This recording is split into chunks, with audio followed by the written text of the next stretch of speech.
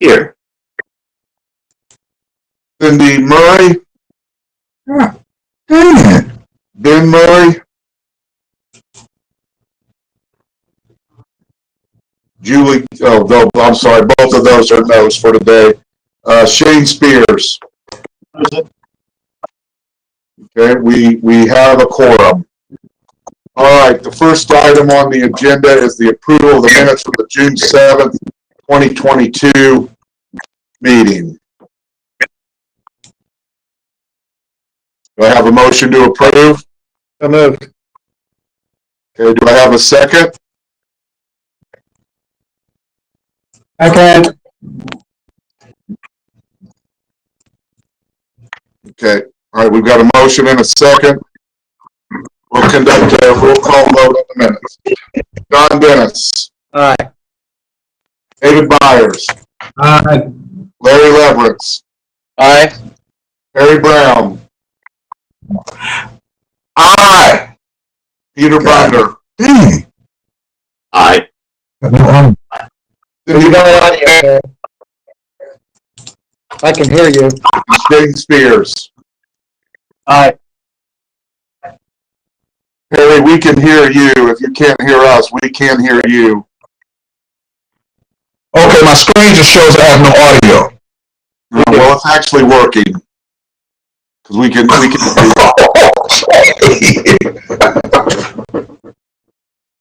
the next item on the agenda is the resolution T22-09, resolution to amend the 2022-2026 Transportation Improvement Program to allocate funds for city buses, and Doug will be handling that.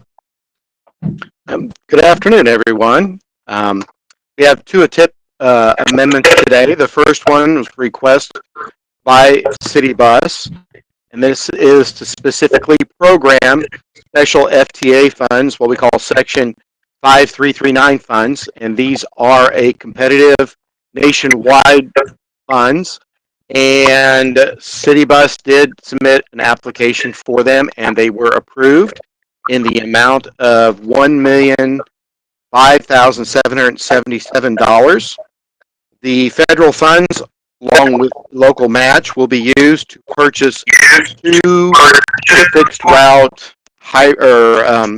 CNG propulsion buses. They are specifically listed in the staff report. The two that are being replaced are 2011 Gillig hybrids.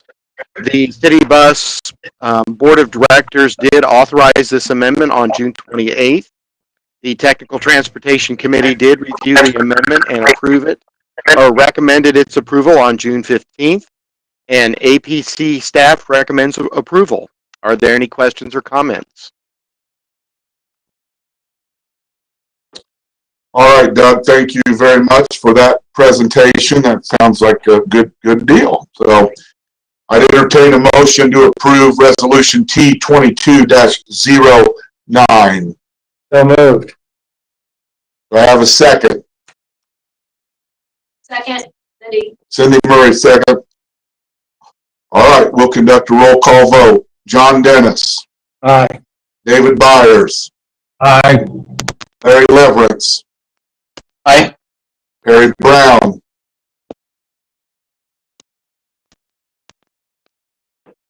Okay, you're off now, Perry, but I can see your thumbs up. Thumb up. Peter Bunder. Aye. Cindy Murray. Aye. The motion carries. Okay. They say they've got my computer working again. We're going to take a break for about 45 seconds while I walk back to my office so Cindy can come back to her chair here. Okay.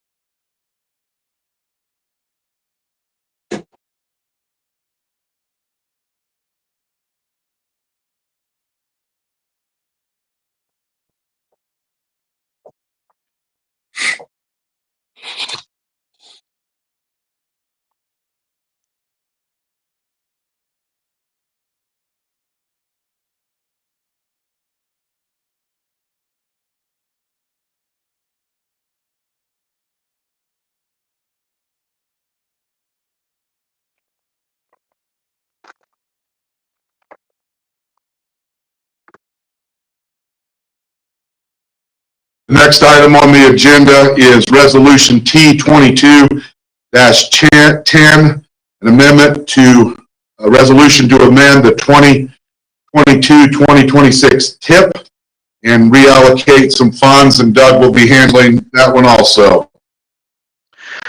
Good afternoon again. There are actually two parts to this TIP amendment request.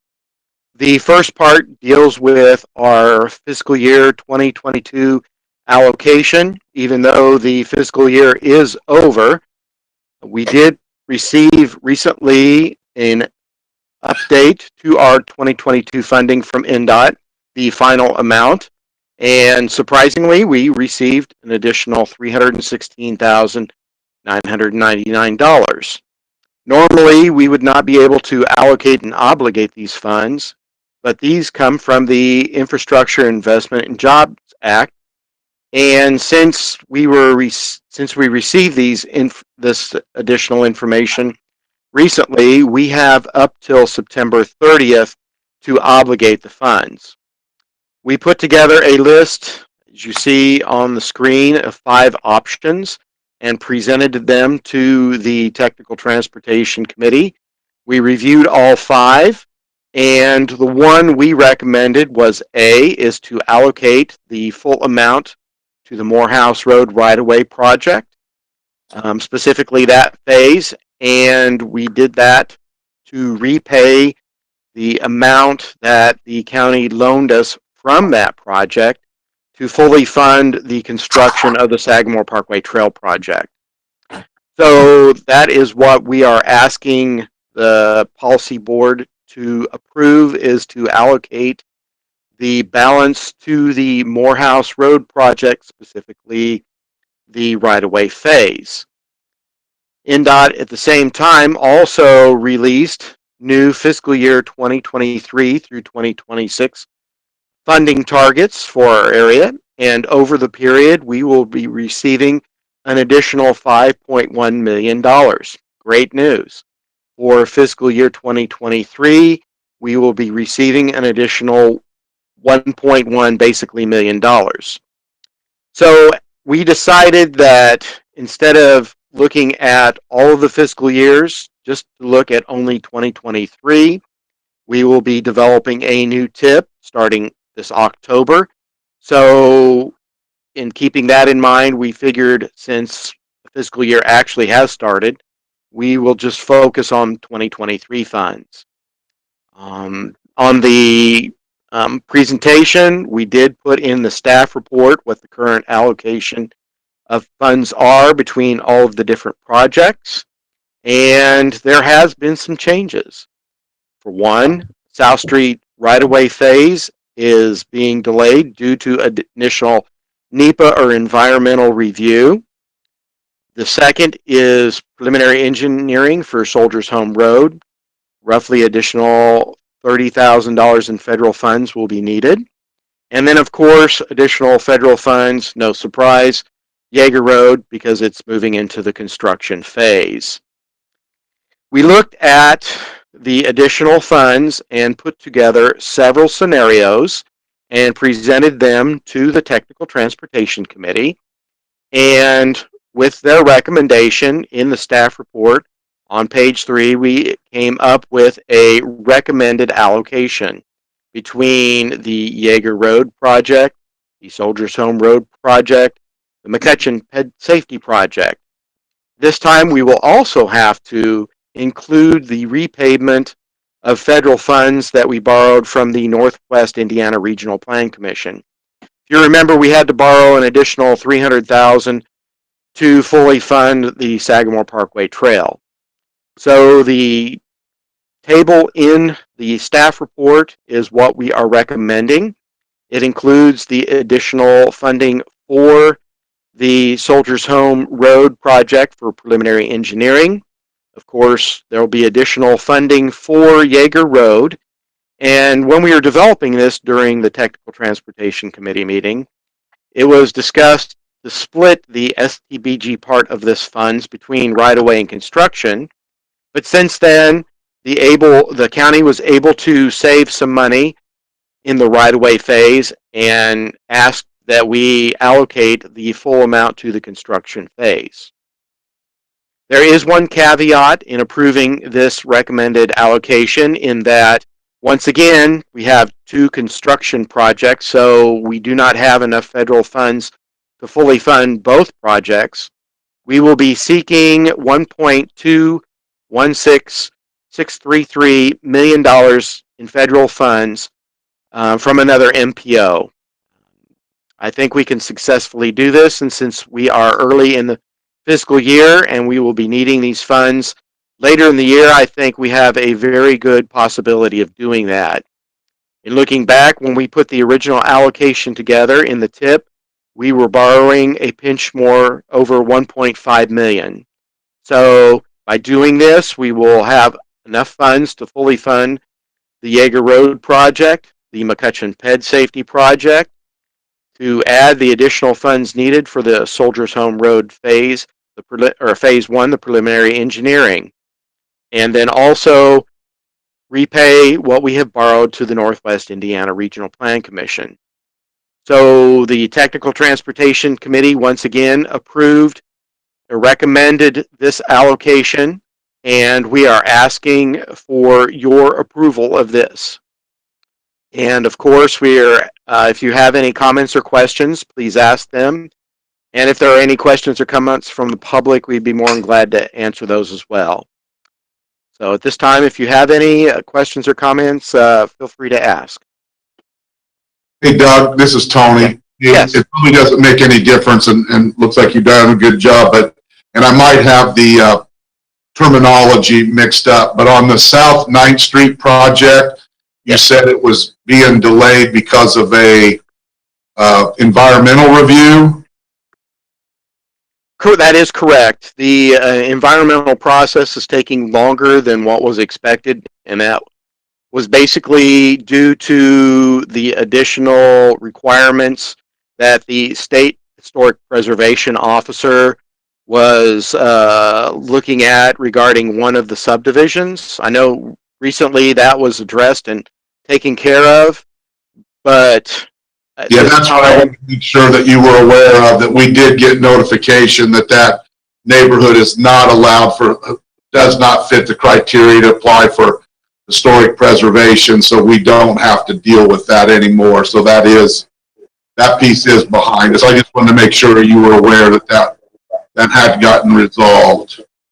Yes, it was. Thank you for bringing it up. I had a conversation with Jeremy, and we discussed whether to bring it back or in, and at this time we were both agreed to leave it out, at least right now.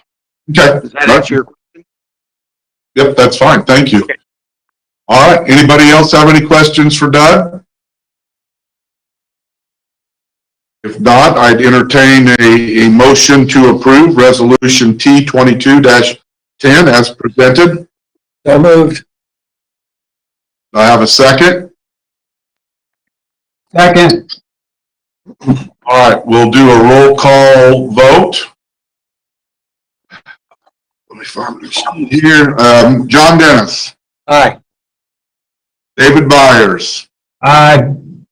Larry Leverance. Aye. Looks like Perry Brown has left. So we'll go down to Peter Bunder. Aye. Cindy Murray. Aye. And Shane Spears. Aye.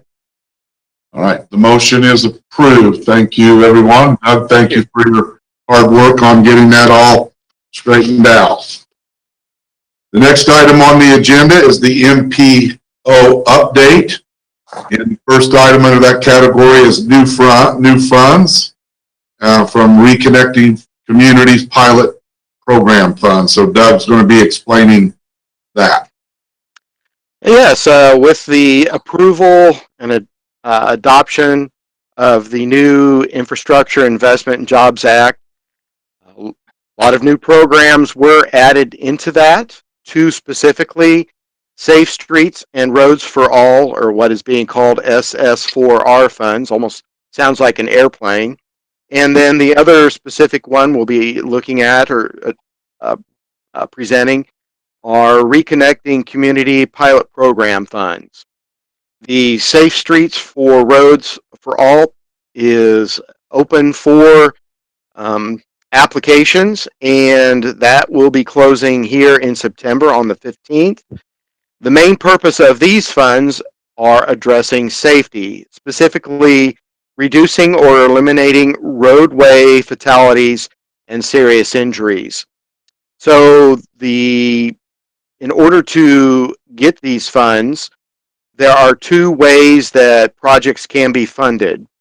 The first is to develop an action plan, and that includes a number of different bullet points. One of them is looking at the crashes and comparing them to projects and actually developing projects that can be done. There are also adoptions of policies and rules. And then the other one, or grants that can be funded, are actually projects. And those projects, of course, must be identified in the action plan. Now, realizing that this is a new pot of money, not too many MPOs or any cities or towns are going to have an action plan. There is a self-certification worksheet that is provided, and you can go through that and figure out whether the current documents that have been done actually qualify for funding, and we have done that in our office. We looked at, you remember the bike, the pedestrian bike walk Greater Lafayette safety plan. We also have the bicycle and pedestrian crash report. We also have the fatality and serious injury report. And we also have the new 2050 Metropolitan Transportation Plan. And in looking at these documents that we already have in house and that are approved, it appears that they all qualify to be under the action plan. So, with that being said, it is possible that we could actually apply for funds to then put together a supplemental action plan that actually is one that addresses all of this in one document, or actually go through and put together an implementation grant. And the implementation grant, those projects need to be listed in the plan, the bike walk safety plan, or in the 2050 Metropolitan Transportation Plan. And I know we've heard that there is interest in doing so. If we would like to pursue that, our office would be more than glad to be the one to take charge of that, so we can put in different requests from the different LPAs or cities or towns.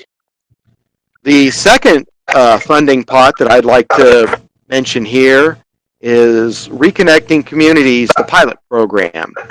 And these are really neat federal funds, is that over the history of developing a transportation system, especially in the 50s, 60s, and 70s, there were a lot of road projects that basically went through various communities, especially disadvantaged communities.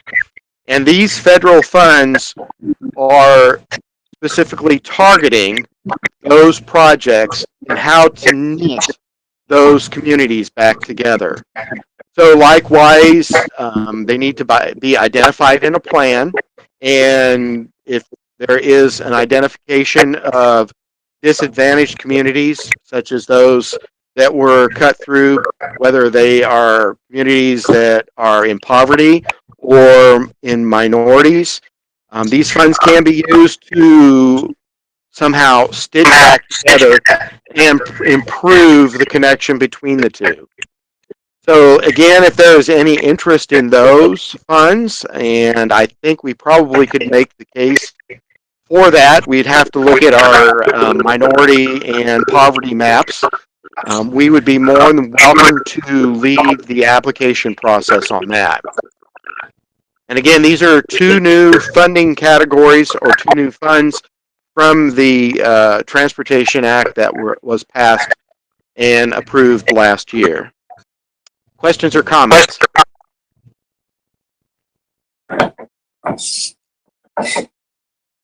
All right, well, this is certainly new. Does anybody have any thoughts on this one, since it's something different? Are you comfortable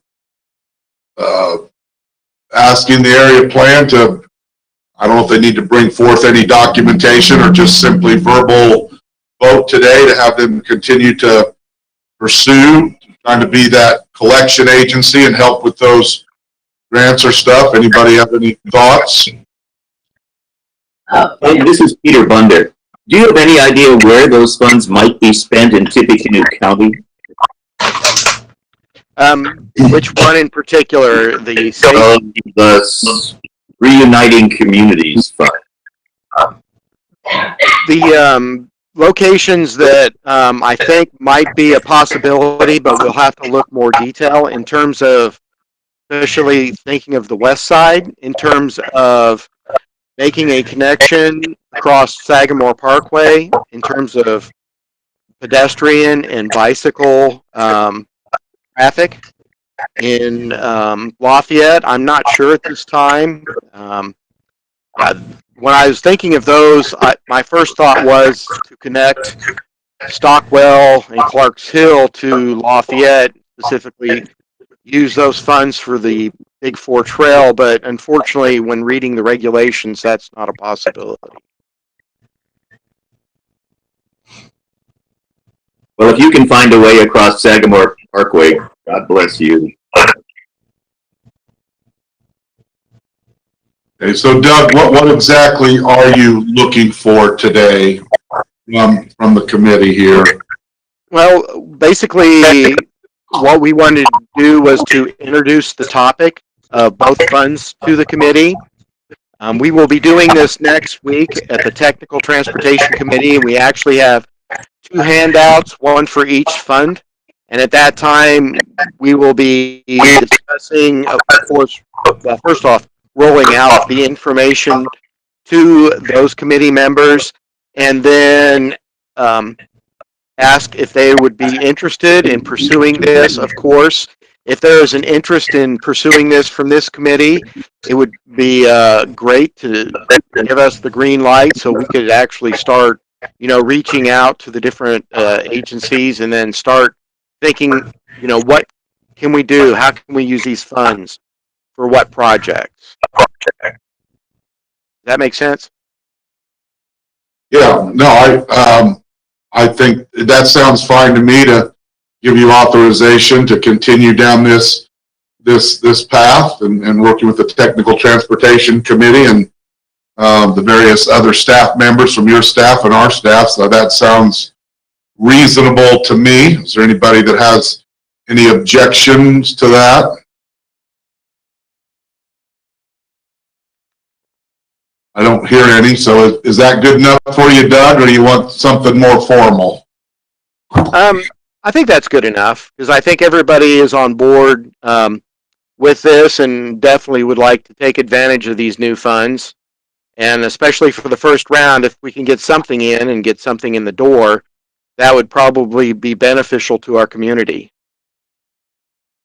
Okay. All right. Well, you have authorization then to move forward, and we'll look forward to hearing back from you, seeing how that's going, if there's anything else that you need from us. Great, thank you. All right, the next item on the same category is federal funding obligation. And Doug's the home run hitter today. He's still up.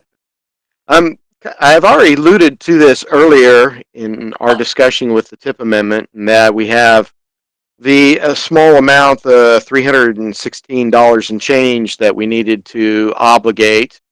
And with your action here earlier, we will be then sending this in, and then shortly when it is approved through the STIP, I suspect we will then submit a FEMAS request to actually obligate those funds. So I have a feeling we will be doing this before the next committee meeting, which will then obligate all of our fiscal year 2022 funds. Okay. Sounds like that's just informational for us at this time. Okay, thank you. Any questions for Doug on that? All right, the next and final item on the agenda is the 18-month letting list. Yeah, if you had a chance to look at the list overall, there are very few changes. Looking at the projects, especially through April of next year, there are no changes. Two of the projects coming up, I'd like to point out. One, project number 4, the Yeager Road project, that is still on target for an October bid letting. And then project number 9, that is the McCutcheon pedestrian safety project, which is on a November bid letting. We have 4 new projects that are showing up in this on the first page. Project 17 and Project 20. Project 17 is a district-wide ITS project. We do not have any specific details on that yet to pass along. And then Project 20 is a small structure replacement project on Special 52. You can see the location is east of the 52 US 231 and Sagamore Parkway intersection. On the second page, we have Project 21, and this is a project in the Indiana's Veterans Home. And then following that, another local project, Phase 1 of Morehouse Road. So on this list, we now have 3 local projects going to construction. But otherwise, all the other projects that are on the list previously that have been shown are still on track to be on that specific letting date. Any comments or questions?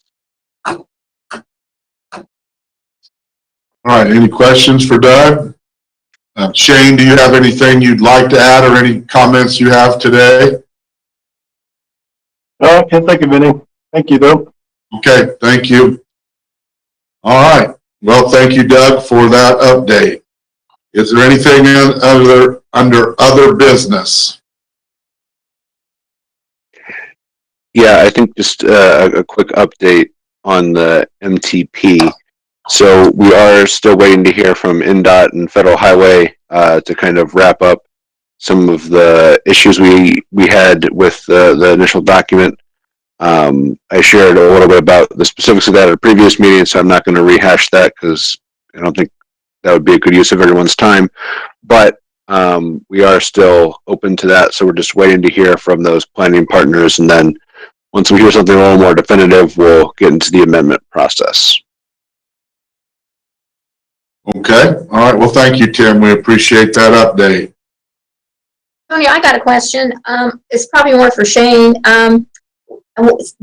State Road 225, that bridge thing, what's the progress on that? So interesting you ask. So we're getting to the point where we're making a decision on whether or not we're going to be able to open it back up. So essentially what's going on is we can't keep the overweight vehicles off of it, and it's creating the stress cracks. So we're in the process of trying to decide whether or not we're going to open back up. We've got a rehab project that's scheduled for 24, so 2 years from now. That will be a full rehab where it'll be single lane the way it is, but there'll be no more low weight restrictions on it. So right now, we're leaning towards not opening it back up until 2024 when we can get it rehabbed.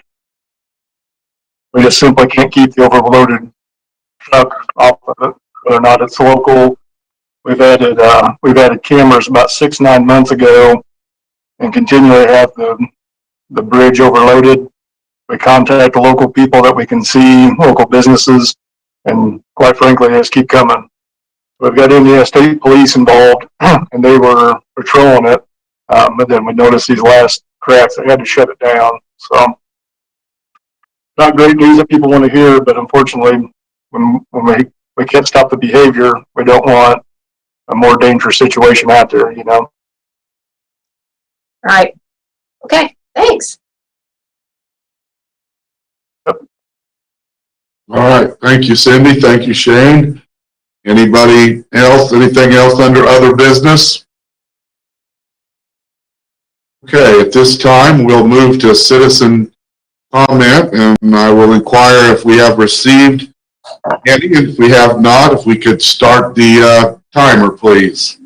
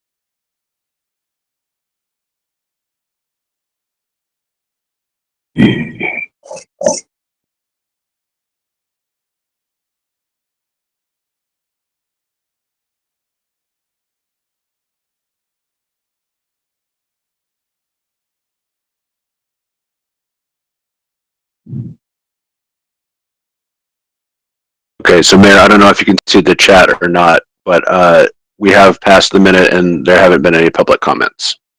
Yep, thank you very, very much. Yes, just saw that. All right, well, with no public comment, I would entertain a motion and a second to adjourn. So moved. Have a second? Second. All right. We'll entertain a roll call vote to complete today. John Dennis. Aye. Dave Byers. Aye. Larry Leverett. Aye. Harry Brown.